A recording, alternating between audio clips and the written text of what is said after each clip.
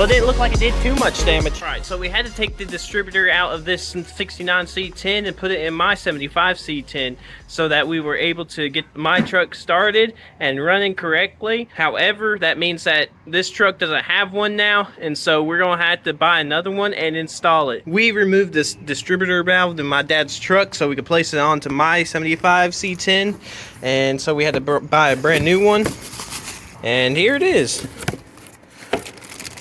It's brand new. We got it from Advanced Auto for only $115, but they were kind of, I think they're gonna quit selling them, so we got that. Oh wow, look at that brand new piece. Come with some lubricant.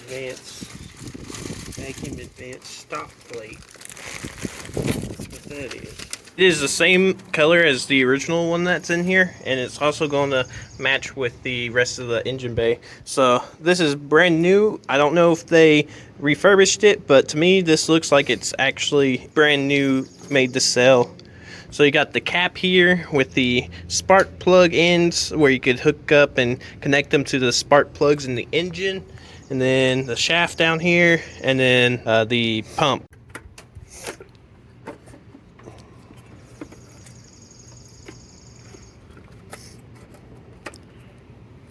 Oh wow, that's red in there, and the other one I thought it was a different color, but that's the cap.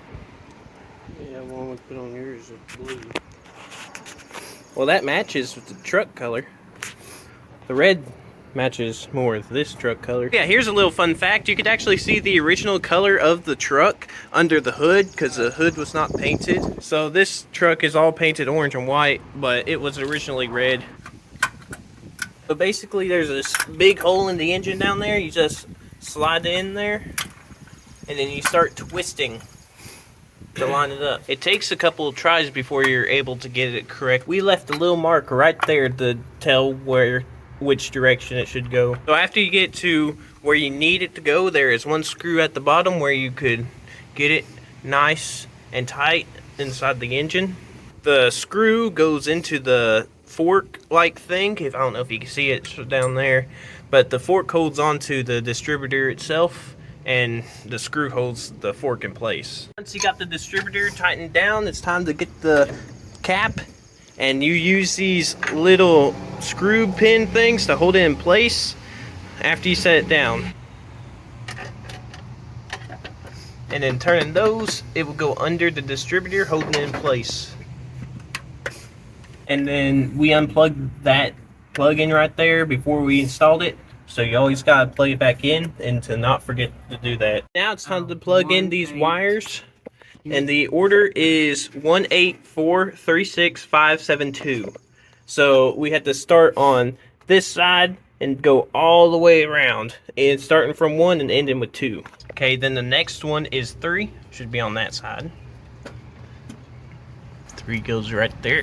Once you're done installing that, you gotta remember to do the vacuum holes, because if you forget, the truck will die almost immediately because it doesn't have no suction in the hoses. We also got this timing light. We're gonna hook it to the battery and hook it to one of the wires and have the truck run to see if everything is timed right. So we're just gonna plug in that hole right there on the carburetor. There's my choke. The heat runs up through here, and that's what makes the choke.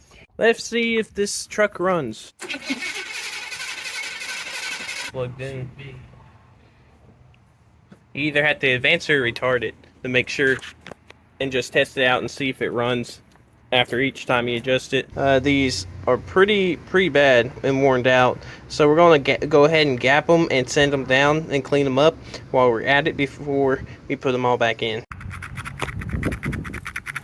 The gap for these engines is a 0.035. All right, now let's see if it's going to fire up after we did the adjustments. I'm pretty sure it will.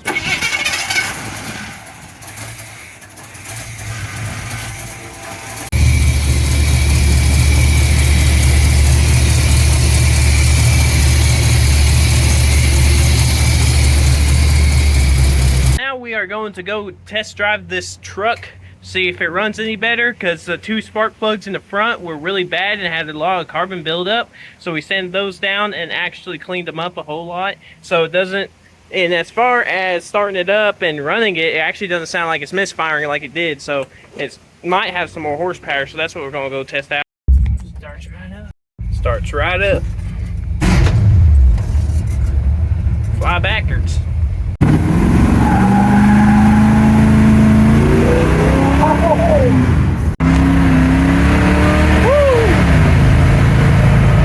Yeah, it's got more power. It feels like it has more power.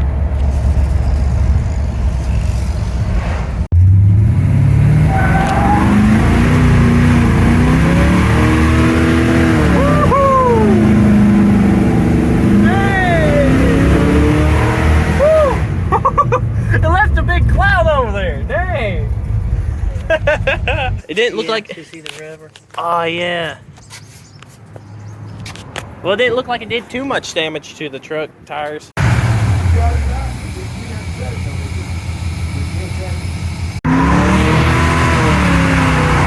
Whoa!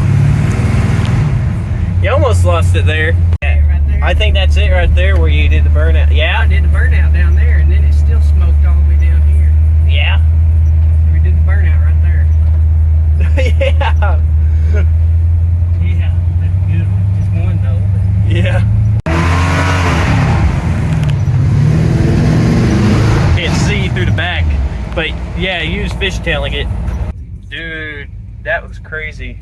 I think I'm just going to end it here for today's video. I wanted to make a short, quick video that is kind of different from what I usually do, because I know that working on the same project could get repetitive over time. So I just wanted to break the monotony a little bit and actually do something different.